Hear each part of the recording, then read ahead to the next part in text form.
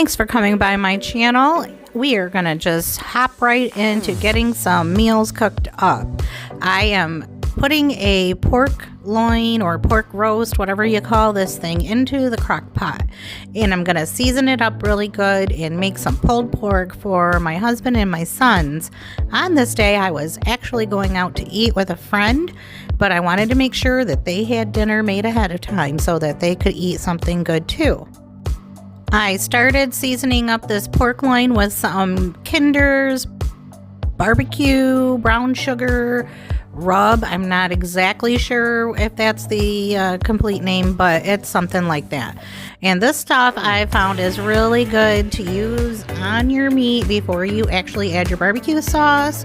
I'm also going to throw in some dehydrated celery and some dehydrated onions that I made up the week before in my dehydrator, and I had that in a video already. And they come in so handy. I didn't have to chop or cut anything, just reach in and grab them and throw them in, and they come back to life and taste really good after they get rehydrated. So this is a step that I'm glad I took a week ago, so that on days like this I could just throw it in. I had a little bit of salsa left in this jar, so knowing I needed some liquid in here for this pulled pork, I just added a little bit of water to my salsa just to get it all nice and cleaned out. And then I'm putting a bunch of garlic, minced garlic, into this. And then I had a little bit of diced green chilies left over, so why not? We're going to use those up so that I don't end up having to throw them out. And I'm really bad about not mixing or stirring things up in the crock pot. I just throw it all together until it cooks for a while, and then I will break it up and whatever, stir it. So here I'm just adding some barbecue sauce to the pork loin now. I didn't have much, but it didn't need much either because there's a whole lot of other stuff going on in this pulled pork. So I'm just using what's left of my Sweet Baby Ray's, adding that to the crock pot, and then I'm gonna let it cook, and when it's tender enough I just break it up and shred it and then let it cook in those juices and get all nice and flavored.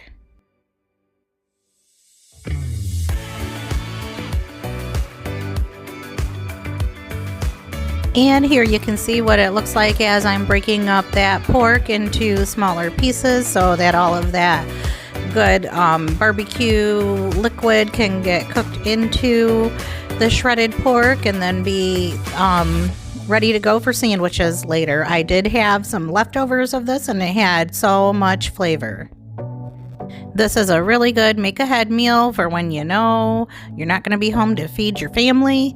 I just ended up putting it on low and just letting it go for the rest of the day, and whenever they were ready, it was done. And so here is my dinner from Red Lobster that I had with my friend, and my strawberry daiquiri, I guess it's called, and her plate with shrimp. So next I am just doing a little bit of decorating for Valentine's Day. I don't do a whole lot for Valentine's Day because it is just like a one-day holiday, but I think Valentine's is such a fun holiday. It's so cute. Everything pink and red. I mean, how can you not love it? And I don't go all out, all through the house or anything, but just a couple of touches in the kitchen, I think, is all that I needed. I just put some candy into some jars and in some little dishes. I picked the heart-shaped dishes up at Target. The candy came from the Dollar Tree. The little charcuterie board with the heart in it was also from the Target dollar spot. And then this little candy jar came from Hobby Lobby. It was on clearance, and so it only cost a couple of dollars. Otherwise, I would not have bought it because I just don't go all out like that with decor or with the holiday decorations or anything like that. And so next I have this little galvanized heart that I picked up at the Dollar Tree, and I thought it looked really cute on this little cutting board. That cutting board is like a little charcuterie board. It's from the Target dollar spot. I got it a little while back, and Again, I have some other dollar spot items. And so here is my closet of shame. Just going to show you some organization that's taking place in my kitchen right now. I am working on it little by little, but tools have been just... Oh my goodness, tools. Do you have issues with tools at your house? Let me know, because we do. And I have moved them around. And these little bins in this closet were just not working for me anymore.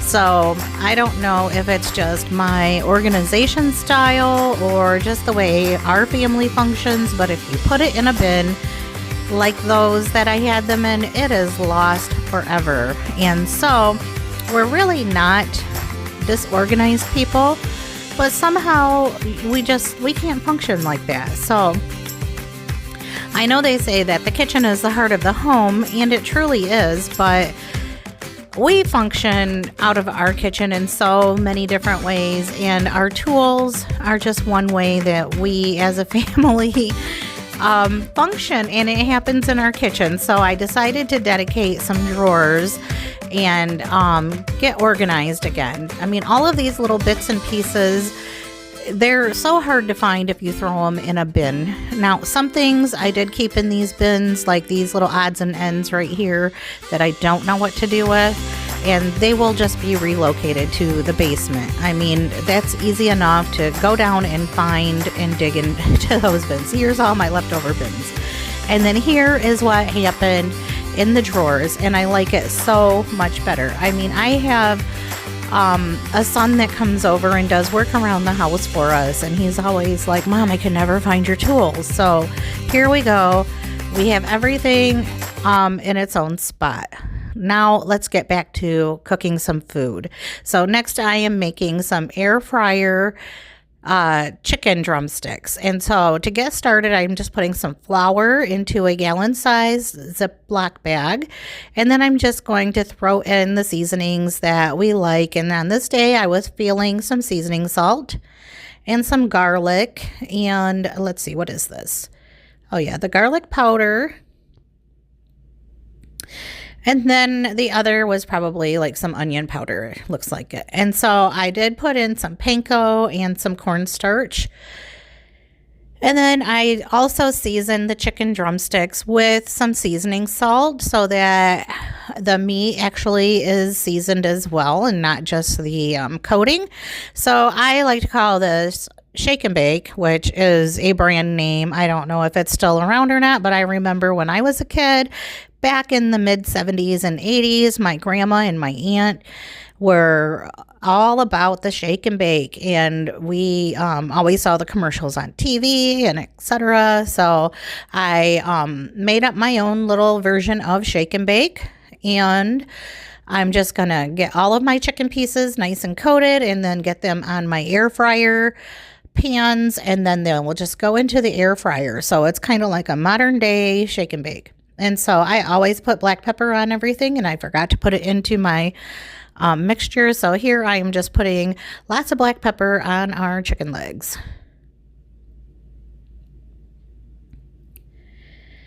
Then I just pop these into the oven, into the toaster oven, the air fryer, whatever. I have one of those that does all of that. So anyway, to go with our chicken drumsticks, I am making some of these little potatoes that I picked up from Aldi's, and it's taken me a minute to get them all into this pan of boiling water, because at the very last minute, after giving them a good soak and a wash, I realized that they had already started to sprout little eyes. So I had to kind of dig those off of them and pick them out and then get them all into the boiling water.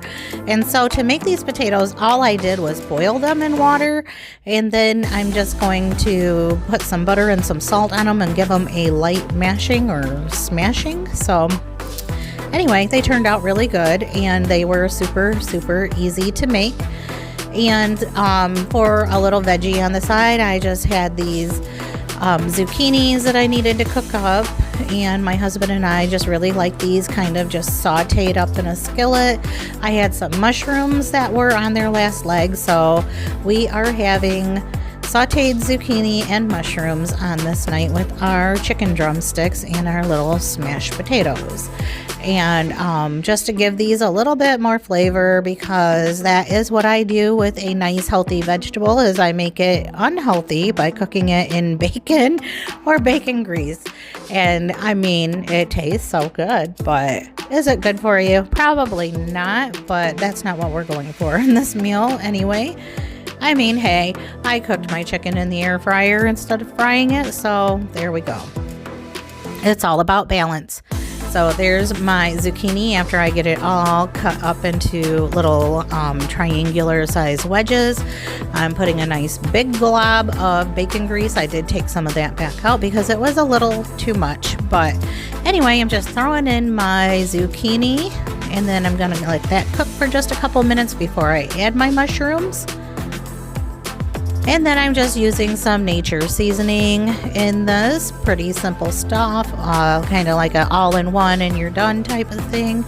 It's a no-brainer. You don't have to think about what you're going to do or how many bottles do you have to grab out of your spice cabinet. But I ended up washing up my mushrooms because they were actually really dirty. And so I got them all bathed up, and then they went into the zucchini mixture as well. I did save those for last because they take less time than the zucchini, and we don't want everything just to be mush.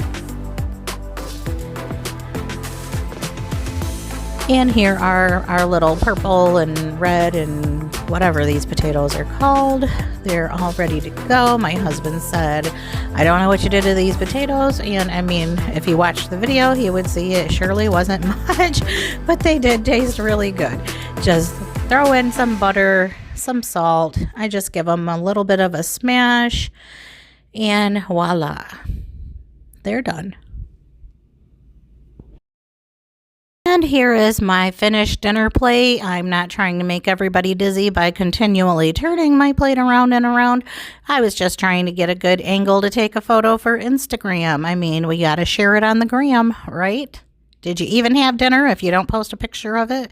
I don't know. But anyway, that's all I was doing. This dinner was super good.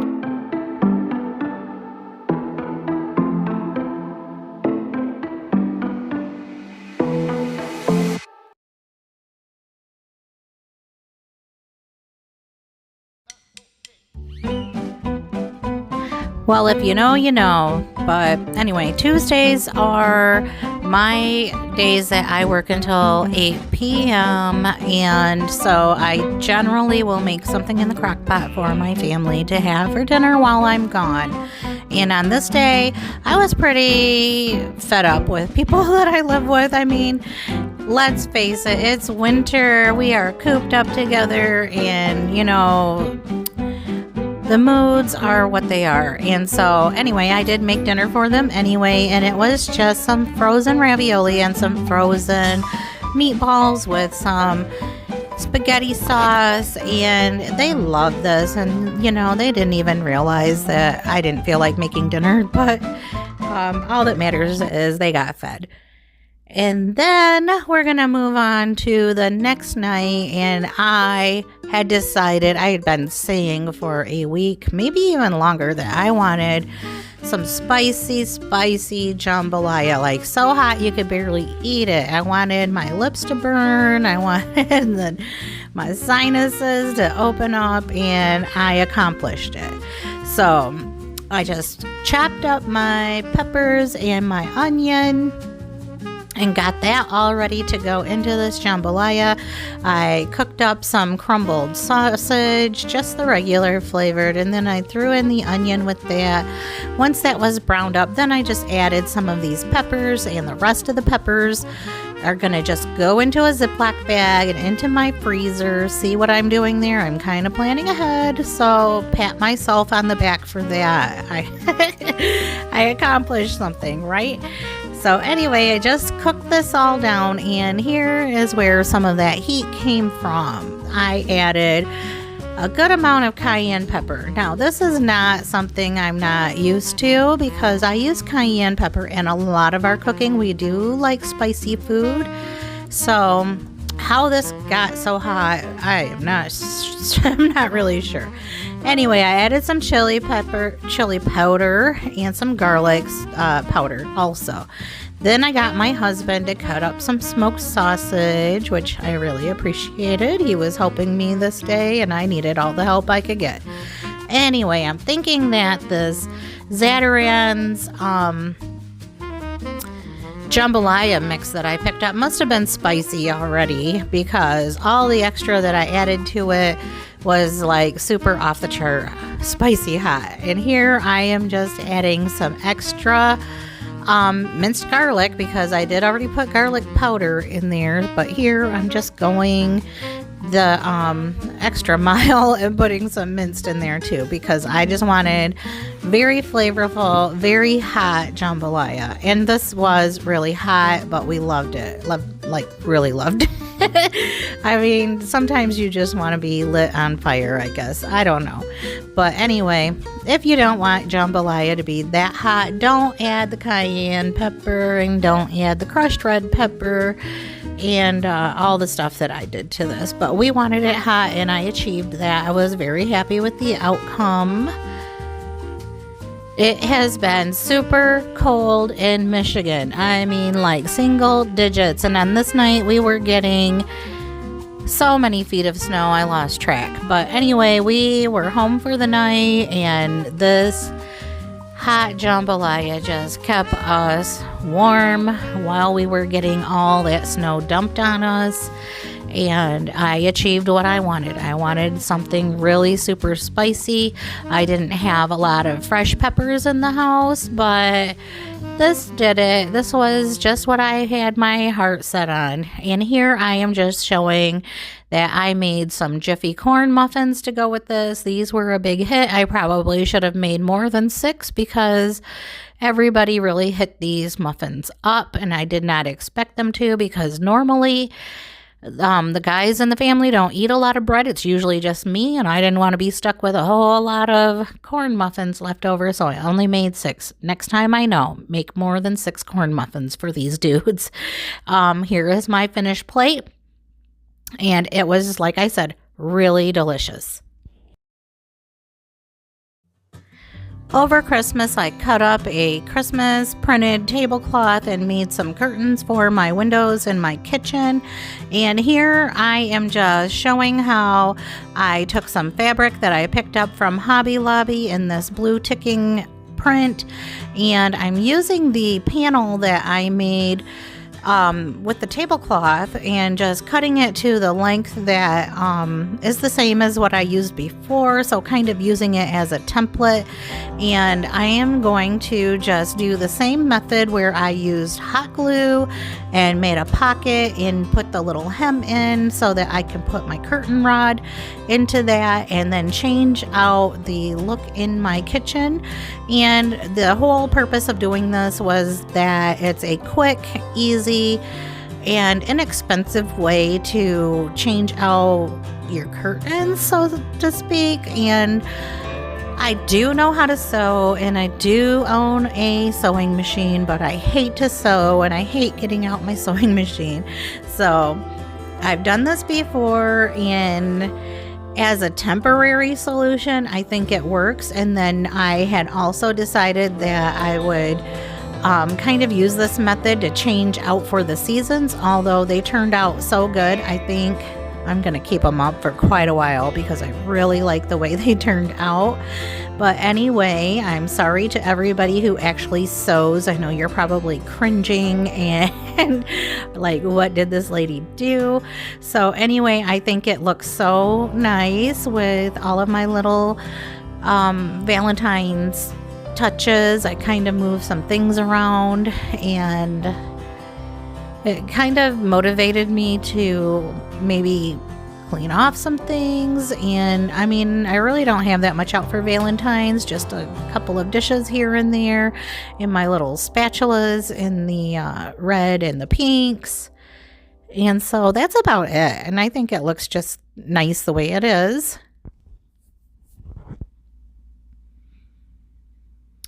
With my little pot holders. That'll do. So next we're going to move on to the next dinner. I made some pork chops, pretty much using the same method that I used for the chicken drumsticks earlier in the week, except I put them in the actual oven and not the air fryer. I just had more pork chops than I did chicken drumsticks, so while I was doing some things in my kitchen, I just put these into the oven. I used a seasoning mix that's for a skillet, I believe, that I picked up at Ollie's. And although it said it's a skillet meal or whatever, I just put it into my bag as a seasoning. It's a Santa Fe flavored. I'm kind of a rebel in my kitchen. I do what I want, and it always turns out fine. I promise. It's seasonings and spices, so I mean, it'll work. I just put it into the bag with some flour, some panko, and a couple other seasonings like garlic powder. But that's about it. And this was really easy. I did not put any cornstarch into this bag. I didn't want it to get as crispy. And so I have my pork chops waiting. They've been all rinsed down and had some time to sit there and come to room temperature. I don't know. I just don't like to deal with really super, super cold meat. Gets my hands all cold. And anyway, they had just kind of had the chill taken off of them, so to speak. So then I just put all the pieces of meat into the bag and get them coated, and then lay them back on my baking sheet with some foil just to make cleanup a little bit easier. And these are just going to go in the oven. I think I cooked these on 350, and I think they were in there for about 45 minutes. That was probably too long because the thinner ones did come out pretty dry, but like I said, I was doing other things, and so I was just putting them in the oven and forgetting about them. And so I ended up making macaroni and cheese to go with mine. My kids ordered DoorDash while I wasn't looking. I mean, what are you gonna do? The food that I cooked was ready about an hour after they ate their food they ordered from DoorDash, so they ate this too. But by this time, I was busy doing other stuff and just didn't bother to make a vegetable or anything to go with it. I was just ready to call it a night. And since the kids had already eaten enough for the day, I figured they wouldn't care anyway if they didn't have like another side dish or anything. I just put some steak sauce on top of my pork chop. I was just feeling that. And so that was really good. I do like to make sheet pan meals. Sorry, I got a little caught up there, but I didn't add the broccoli and all the stuff like I planned to. It just got away from me, and that was fine. Everybody was fed, and sometimes that's the best you can hope for.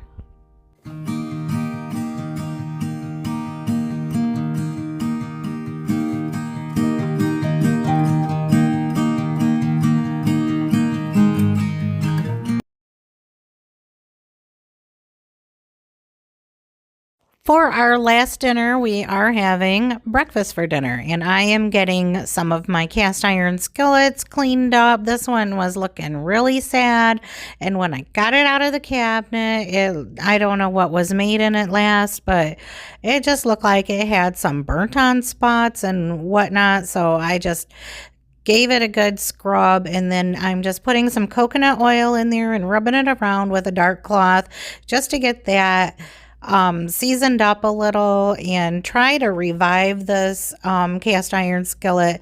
I think I might have had it too hot there for a second. So anyway, I was just playing around with that, getting it cleaned up and then oiled up so that everything would cook up real nice in it, and it did come back pretty good. It's not the best pan, but I do love it because it's a cast iron skillet, and as you know, they are pretty expensive, and I don't like to go out and spend a lot of money for new stuff when I have things at home. And I'm just getting my other big cast iron skillet ready for some eggs, getting that preheated. I just had some coconut oil sitting in it and getting warmed up. And then in this other big pan, I have this big blob of bacon. My husband bought this huge thing of bacon, and he took over cooking it, but that's how it came packaged, just like that. And so anyway, I moved on to doing the pancake batter while he was in charge of the bacon. I'm getting my griddle ready with some more coconut oil, and I wanted some really dense, thick pancakes with lots of cinnamon. That's just what sounded good to me on this day. And I like how sometimes you can get that crispy edge if you cook them in oil. So that's what I'm doing here with the coconut oil. And I just really wanted some pancakes with a nice little crispy ring that you can get around the edge, if you know what I mean. And then here is how my pancakes turned out, nice and thick and pretty dense, but just really what I was going for on this night. And so I did end up making the whole box of pancake mix. We just picked up a box of the complete pancake mix that all you have to do is add water to. And I added some cinnamon and vanilla to ours. And that's just how I doctored them up. I do tend to add more ingredients to anything that I buy that comes in a box so that it has our own flavor. And then here, Bill and I are just kind of getting the rest of the food cooked up. I'm gonna make some scrambled eggs to go with this meal, and he is working on getting all that bacon cooked up and crispy. And on the back burner we have that corned beef hash, which is getting crisped up also. And of course we just like everything crispy or burnt, I guess. So all I'm doing at first is I'm making some regular old scrambled eggs, a big old skillet of it, because we did have some extra people. We had one extra child.